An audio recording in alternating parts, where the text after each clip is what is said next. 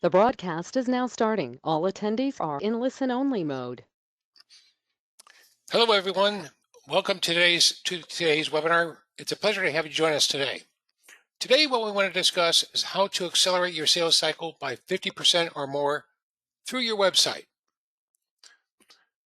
What we want to show you today is probably one of the most transformational innovations any company can deploy, because your website is really the important hub in terms of communication with all of your stakeholders. When you think about real estate for your company today, this is the most important real estate you have, which is your digital real estate. So when someone hears about you, hears about your service, hears about your company, 99% of the time they're going to go directly to your website. So one of the things you should ask yourselves as you're thinking about your website today and going through our webinar is, how are you captivating the digital transformation that is happening across the business world? Your website is the ability for you to capture that digital transformation, harness the energy, harness the power, and begin to work with all your stakeholders, including your partners, your customers, your investors, all of the community that's out there today, your prospects, of course. And so this is really an important part of your real estate that you have at your company today.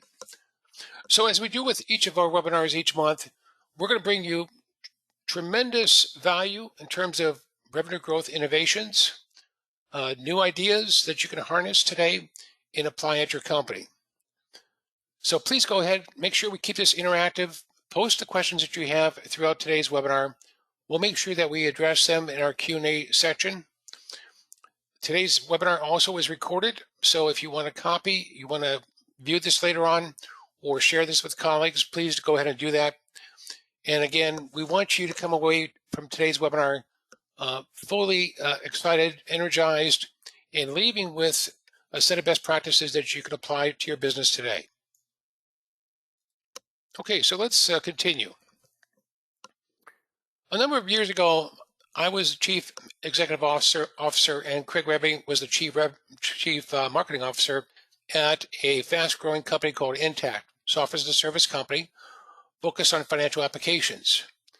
When we were scaling and building the company, we realized we needed to put together a predictable way to scale revenue. It needed to be capital efficient. And so we created what you see here today, the Revenue Acceleration System. Think of this as your blueprint in terms of how to scale, grow revenue. So whether you're a $5 million company and want to become a $50 million company, whether you're a $50 million company and you want to get up to a $500 million and so forth, this is the way to do that in a very specific, connected way, which is the revenue acceleration process. So after this, Craig and I, we went to and led a number of companies where we applied this model. It was very successful. And then what we ended up doing was starting a full-service revenue acceleration agency, which is On Demand Advisors. So we realized that many executives today, CEOs, business owners, and C-suite executives that are running companies, really want a predictable way to do this. Each of us always have that spark in terms of building new services and new solutions and bringing those to market. But we don't necessarily have a playbook on how we're going to scale and grow revenue. This is the playbook. So today we're going to focus on just one part of that playbook. Boy, I've got a very snappy mouse here. And that is the sales-driven website. So today we're going to focus on the sales-driven website. Okay, what I want to do right now is talk a little bit about accelerating your sales cycle. And you can easily do this by 50% or more through the website. A lot of the websites out there today are static. They're essentially what I call informational billboards. So we have three objectives for a sales-driven website, which is an innovation that we created at On Demand Advisors. The first is, every time somebody visits your company, your website, you want to convert them from being a visitor to being a prospective buyer. You may have 5,000 visitors a month coming to your website. And what you really want to do is you want to convert them from interest into engagement. You also want to make your buyer the hero. A lot of times when you look at websites, the hero is not the buyer. The hero is the company. So a lot of websites talk a lot about products and services, innovations that the company has, which is all good, but it should start with the buyer and the buyer's needs, the buyer's business challenges, the buyer's desires. And then finally, your website should accelerate the buying process and your sales process by 50% or more. A number of years ago, the corporate executive board conducted a survey with B2B business owners. And what they found is that about 57% of the sales cycle was already completed by the time the prospect engaged a salesperson. What that's really saying is the importance of your website. Your website really needs to help do all the front end education, preference setting, and work to engage all of your buyers that you have out there in the marketplace. So, what we're going to do is quickly walk you through these 8 areas of a sales driven website. Each of these are important differentiators that we built to actually help companies transform themselves from an informational billboard to a website that is truly powerful, interactive, guides buyers through the buying process, and accelerates their sales cycle.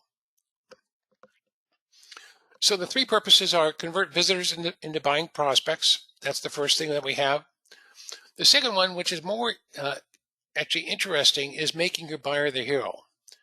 And we've spent a lot of time elevating our clients' buyers to really have them become the hero. That is truly transformational when you do that with your buyer. And then finally, the accelerating the process. So much of the front end work can be done online. The other thing that's important is consistency. So if you come to a sales situation, and let's say you're selling your services today to a company, you're actually maybe interacting either in person or through Zoom with a certain group of people that are involved in that company. That group may be, let's say, 10 people. However, there may be 20 people involved in the influencing the decision, the evaluation, and the procurement of your type of service or solution. It's those other 10 people that are going to go to your website. So what you really want to do is you want to have a consistent experience between online and offline, and your website should be able to do that. So let's walk through the 8 proprietary areas that are really important to unleash the power and potential you have for your website today. The first is projecting branding and messaging. A lot of brands out there need to be revitalized or upgraded. For instance, there are a lot of companies that talk about participating in a certain service or a certain functional area, but they don't project themselves as a leader. They don't project strategic messaging that's going to resonate with decision makers. So that's one of the key uplifts that we often see when we're helping companies put in this type of transformational website. And by the way, in today's webinar today, we're actually going to show you a brand new example. Craig's going to walk you through that. He's going to walk you through an example of one of our clients where we just built them a transformational website to actually help them in exactly what we're talking about today. The second area of a sales-driven website that's important is what we call buyer self-selection. The challenge with a lot of websites today is as you add more and more content to your website, it becomes bloated and it becomes difficult to navigate. Imagine going to an IBM website or going to an Accenture website or going to SAP where there's a myriad of different scenarios, solutions, and services. It becomes overwhelming and confusing for most of your clients out there. So what you really need is you need to develop pathways, a pathway that's unique to the buyer, a unique pathway for your visitors. And so you can set these pathways up as we do today. You can set them up by role or title, such as a CFO. So when Craig and I were at Intact, we would have different buyer's journeys, as we call them, for the CFO, for the head of accounting, for the accountants in the different areas, such as general ledger, such as accounts payable, such as receivables. So we tiered the journey based upon the title. You can also set it up by business function. So, for instance, you may have one uh, set of solutions for the human resource area, another set of solutions for the IT department, another set of solutions for finance, and so forth. And then finally, you can set it up by solution. Now, what's great about a sales driven website is you can offer multiple ways for self navigation. And that's really important because that's the start of the journey. So, the next area that is integrated is mapping the buyer's journey. So, for instance, if you're in healthcare, if you're selling to the healthcare vertical as an or industry, you want to speak their language. You want to talk about what's important to them in healthcare. You want to talk about their drivers that they have for their business. You want to talk about the specific solutions and application of your solution to the healthcare industry. And you want to propagate customer case studies and industry case studies in the healthcare industry. This is really important because if I'm in healthcare, I'm probably not that interested in what you're doing in financial services or what you may be doing in manufacturing. So the buyer's journey can be very specific to answer questions that are specific to my industry, my needs, my questions. Now, the key here is to completely accelerate the process. That is, for the buyer, it's accelerating the buying process. For the seller, it's accelerating the sales process. There's nothing more powerful than educating and setting preference with every potential buyer that comes to your website. That's really going to set up your sales team and your partner sales team for success. So let's talk about this. This is Cavinci. This is the solution we're going to share with you today as far as their sales driven website. So Cavinci sells to a number of markets. One of those markets that we're going to show you today is the franchise market. And there's about 7 areas that we want to take them through as far as the buyer's journey. What we did with Cavinci is map the buyer's journey. We mapped what were the questions and issues that the buyer had at each state of the way. We also validated that with decision makers in the franchise industry. And then we enabled that you're going to, in the website that you're going to see today. So it's just a very powerful combination for Cavinci and for their customers. The fourth area is setting preference with relevant offers. So if you're going on a journey, you basically are going to stop along the way to get gas. You're going to stop along the way to buy food. You're going to stop along the way to visit sites and so forth. Likewise, when you're on the website, if I'm going through the journey and I'm starting to really understand that you can meet my needs, one of the things that might be helpful is if you give me a buyer's guide. I don't know how to buy this type of service or solution today, but if you offer me a buyer's guide at that stage of the journey, then I can take advantage of that and really understand how should I be thinking about buying your type of service or solution. Another example is our ROI guide. And these are things that we normally create for every client that we work with. So now I have a need. Now I understand I want that type of solution. I just don't know how I'm going to build a business case or cost justify this type of purchase. So the ROI guide is going to give me the ability to do that. Now, let's say I go through the buyer's journey on the website, and I'm really excited about that. But I want to socialize this information with other executives in my company, other stakeholders. An explainer video, 2-minute video that explains what the service or solution is and why it benefits every company could be a great way to socialize that knowledge inside the company. So these are just some examples that we would share with you, and you'll see some of these on the Cavinci website today. The fifth area is after you go through the buyer's journey on the website, you may still have many questions. And so what we've done is we've created a learning center by industry for Cavinci, and that continues the buyer's journey. It's a great way to really organize the assets that somebody wants. It's a great way to answer all the additional questions, or what we call frequently asked questions, or FAQs, that every buyer has before they're ready to buy. So think about this as this digital experience is a tremendous way to actually work with your buyer and buyer community, help provide all the information that they want, put it at their fingertips at any time of the day, 24/7, and allow that to really help in the sales process. Every salesperson out there I know would love to benefit from a sales-driven website. The sixth area of a sales-driven website is the mimicking of the online and offline sales process.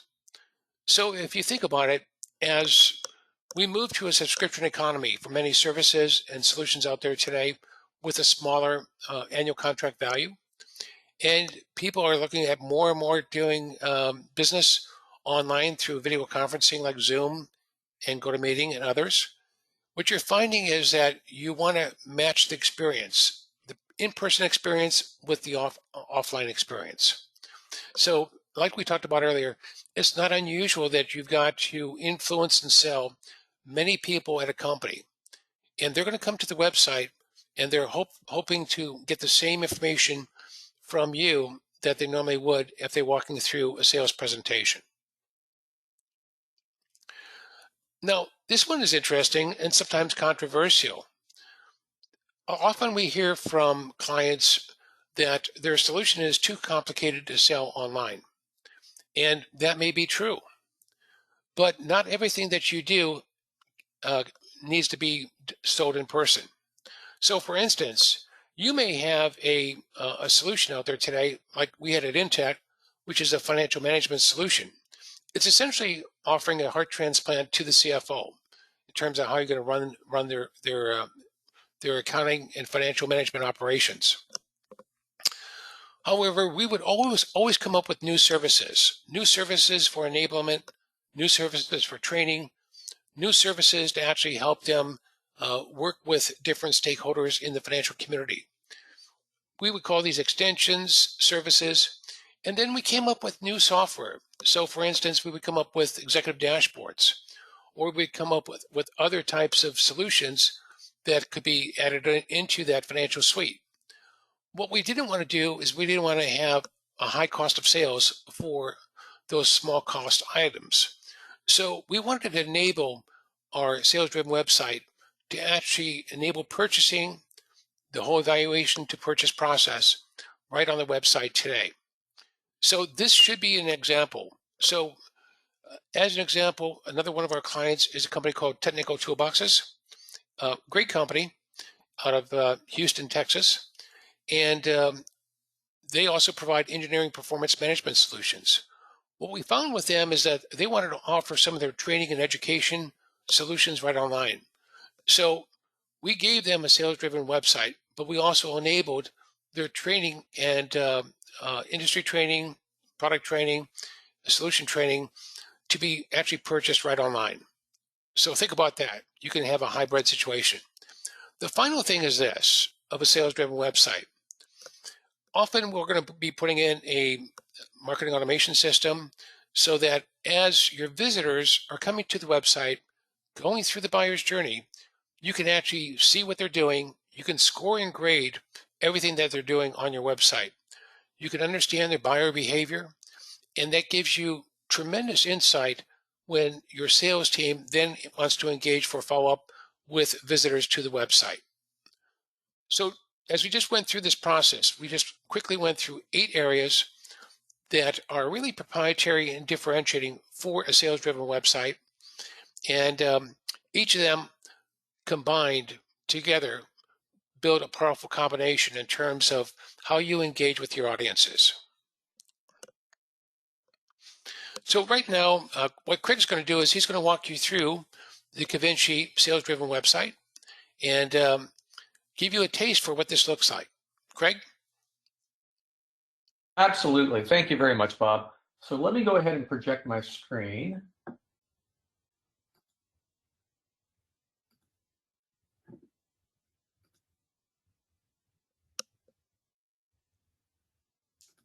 All right.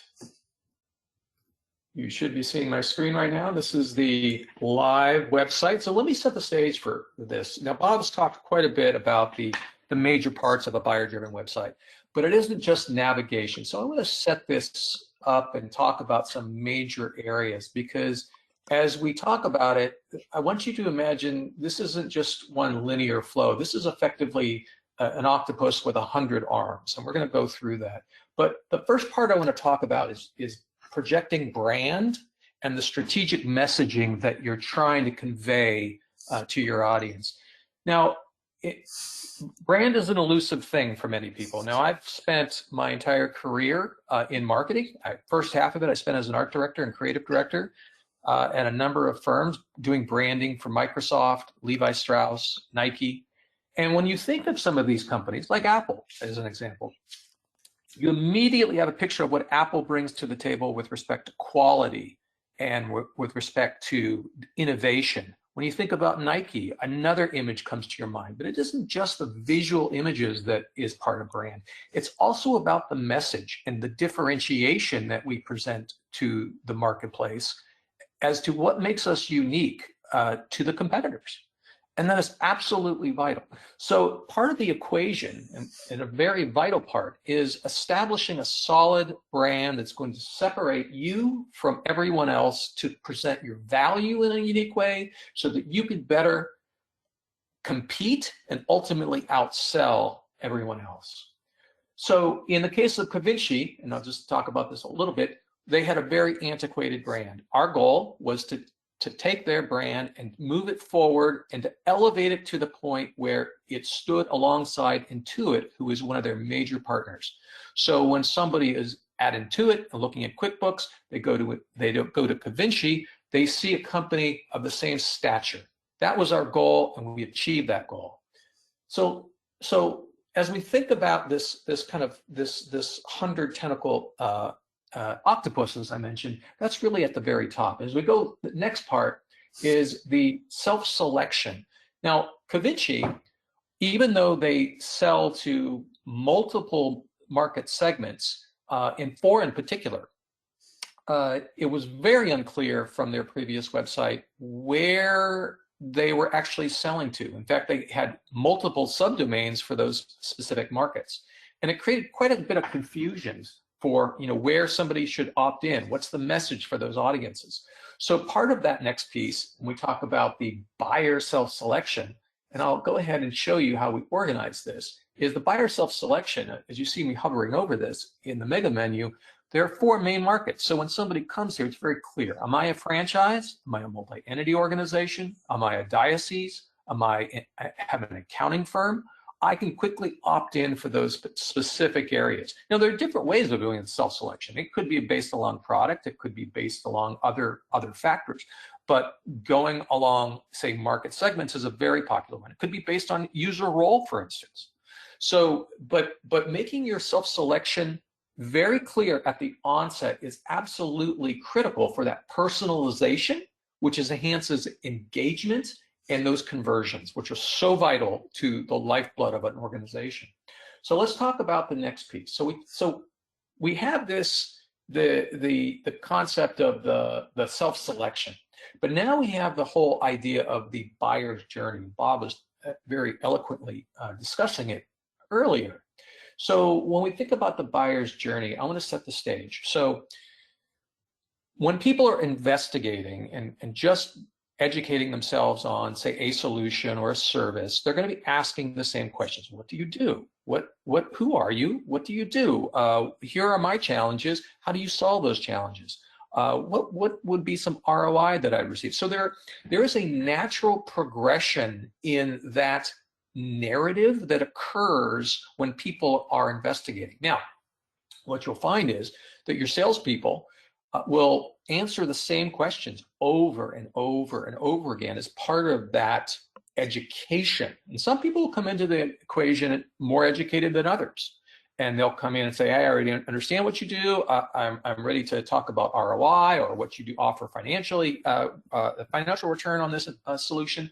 And they can opt in for a different part of that journey. So as we think about the buyer's journey, let's go ahead and take a step into one of the buyer journeys that I was discussing. So it isn't just about, say, that specific flow. And while there is a general flow of, say, in this case, Cavinci's solution for franchises, we talk at the onset about overview, as I mentioned. We step into what are your challenges very clearly. We step into what the solution is. And in Cavinci's case, they have a 3-pillar solution. And just to I'll add a little more color commentary.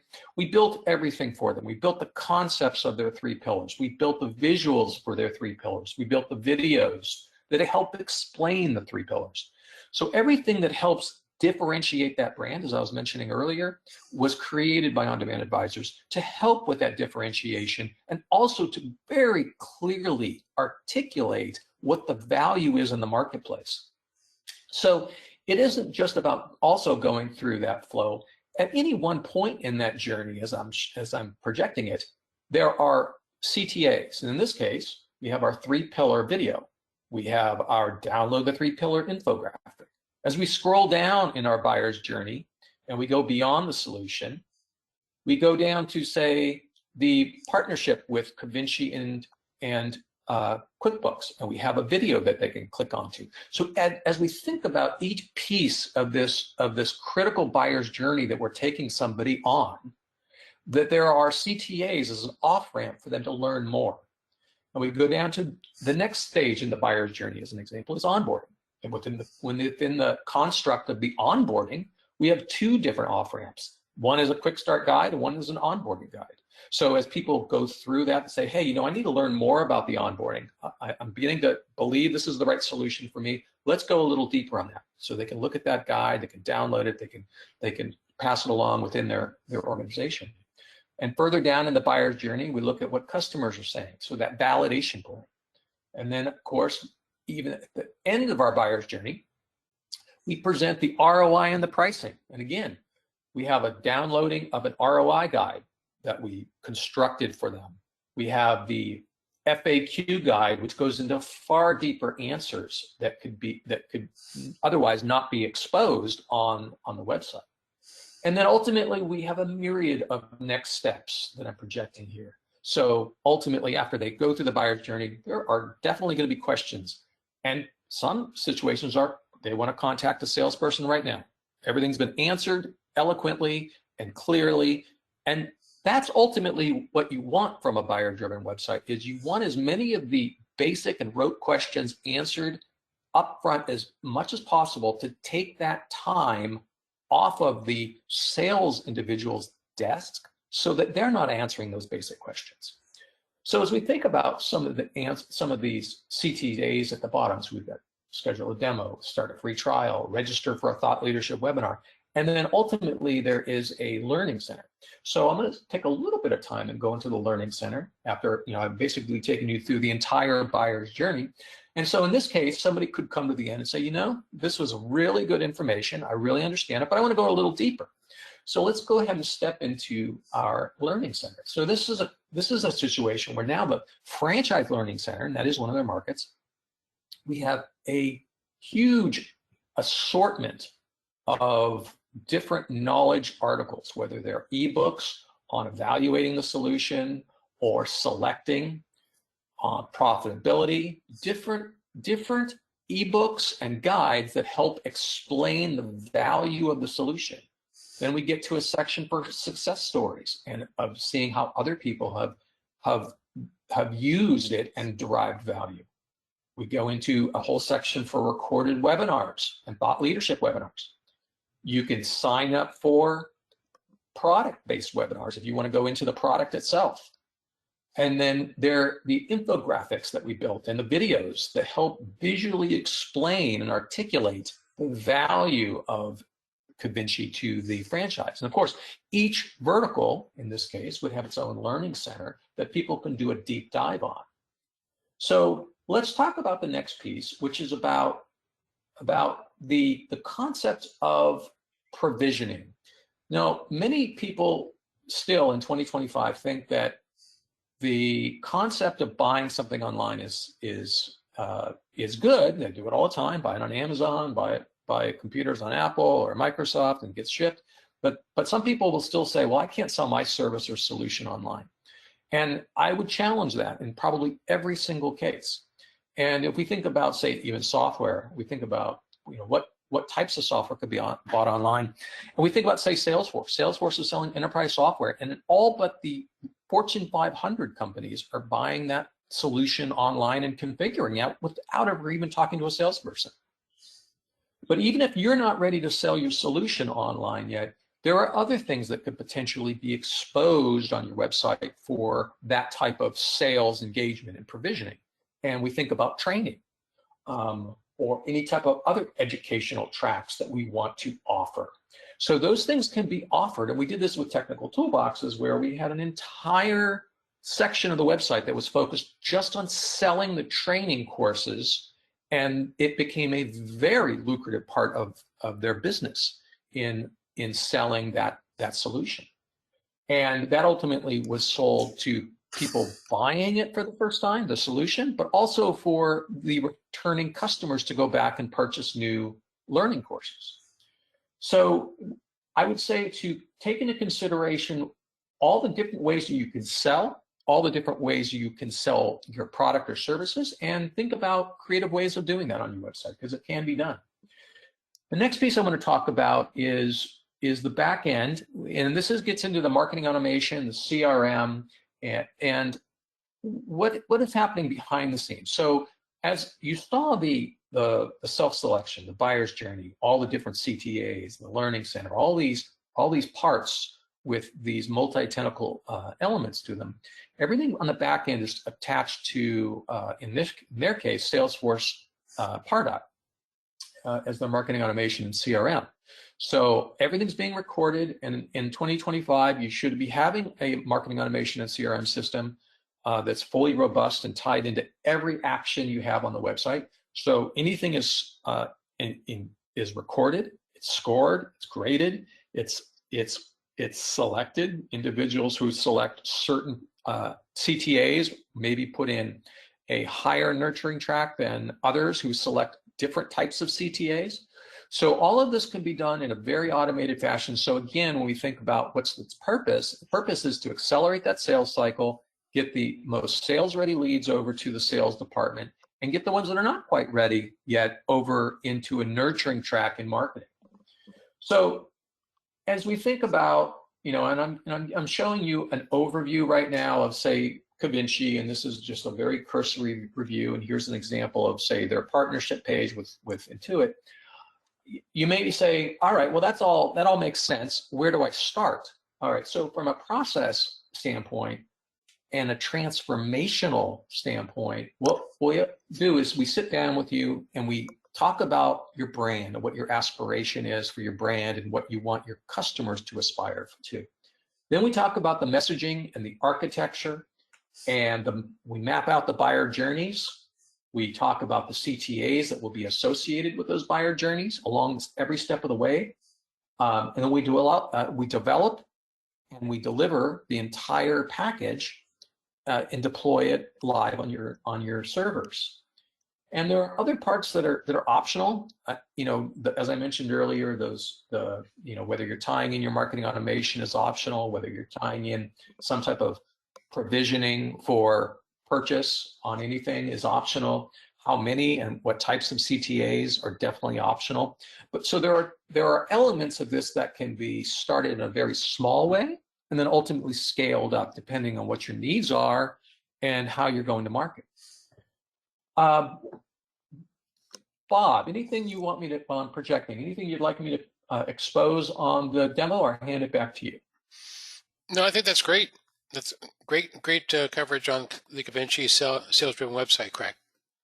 All right, I'll hand this back to you. Okay.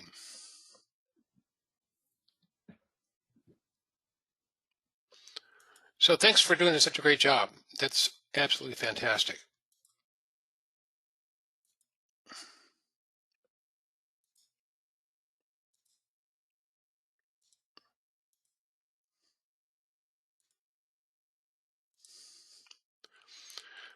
Interestingly enough, it's now allowing me to change the presenter on here.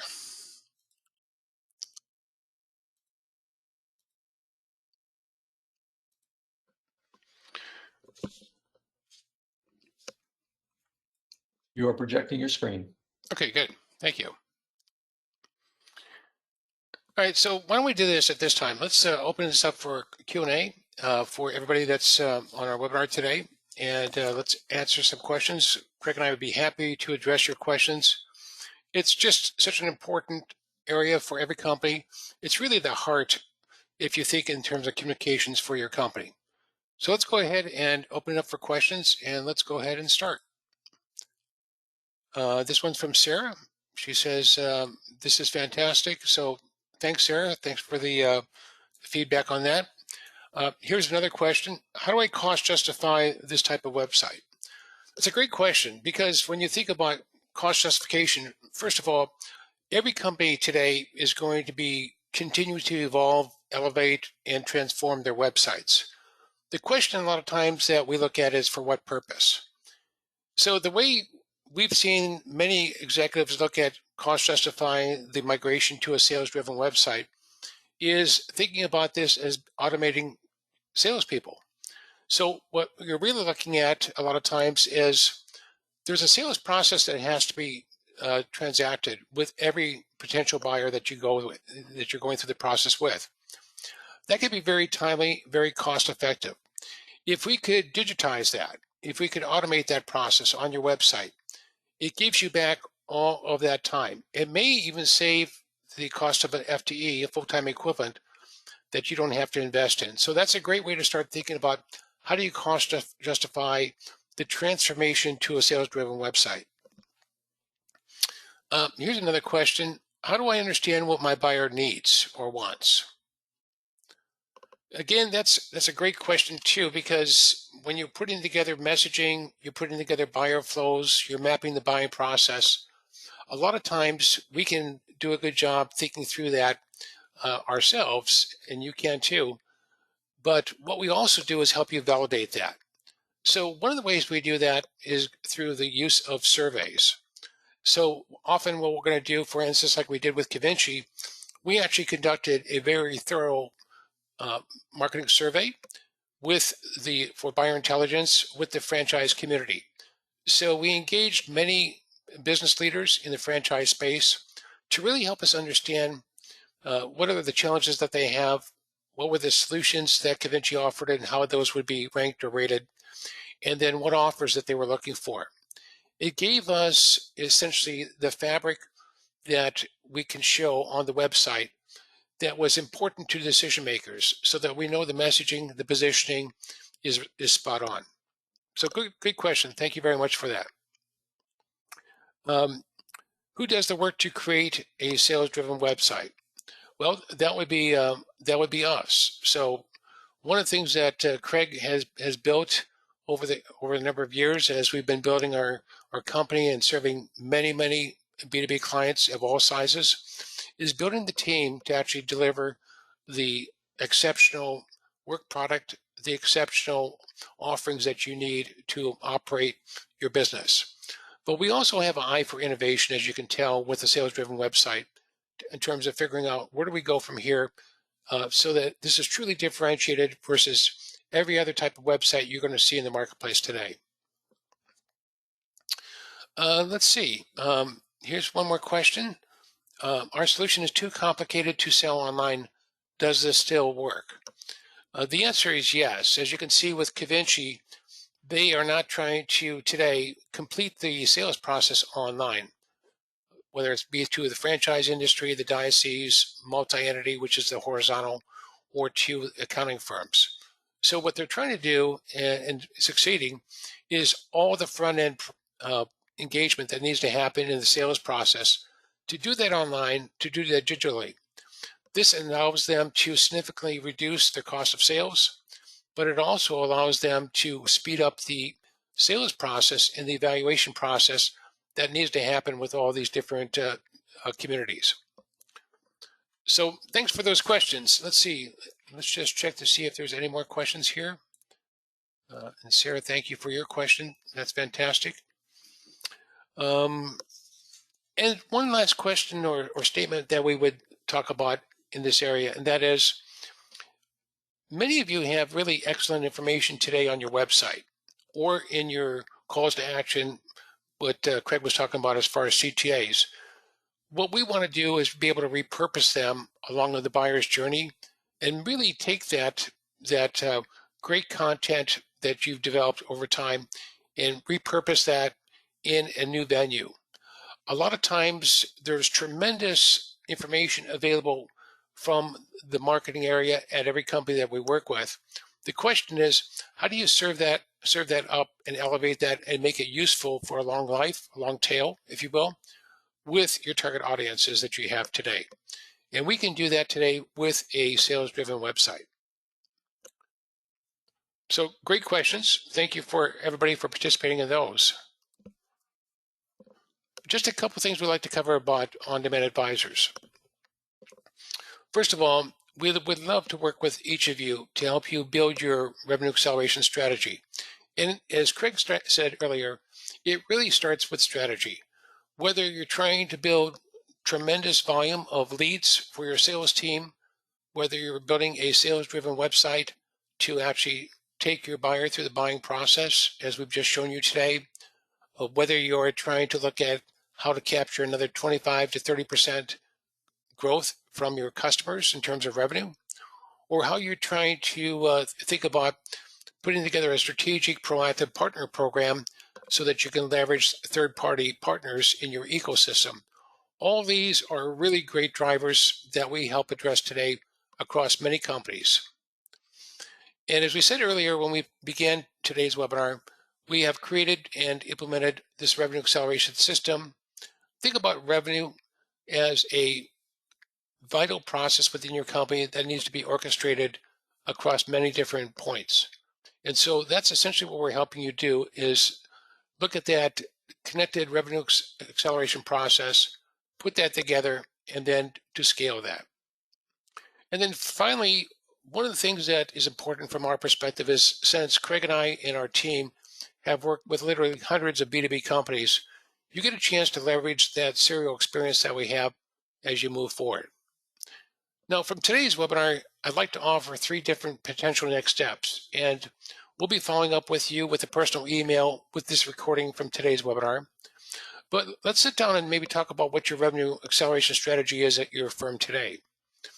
If you're growing at, let's say, 10%, but you'd like to grow at 30% year over year, then we can figure out how to get you from here to there. If you'd like to go after, and let's say you're involved in a market, and let's say that market is you're selling to property management companies, but you'd like to go figure out how to go win that market, then let's talk about your revenue acceleration strategy.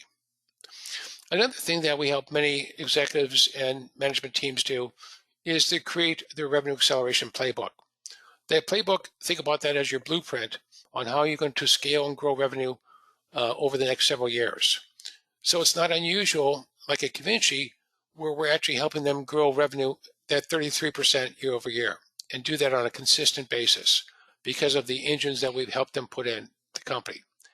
And then finally, we're happy to look at your current website and figure out how to leverage what we talked about today as far as a sales-driven website, and how you can start looking at migrating from an informational billboard, as we call it today, to a sales-driven website that's truly going to help you accelerate the buyer's journey, accelerate the sales journey, and really elevate your brand, as Craig talked about that earlier today.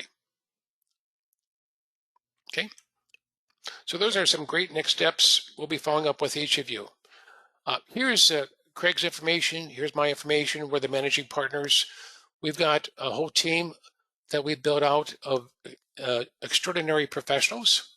So you might be hearing from myself, from Craig, from Dale McConnell, who's a partner at our firm, who has built some excellent sales organizations in Silicon Valley.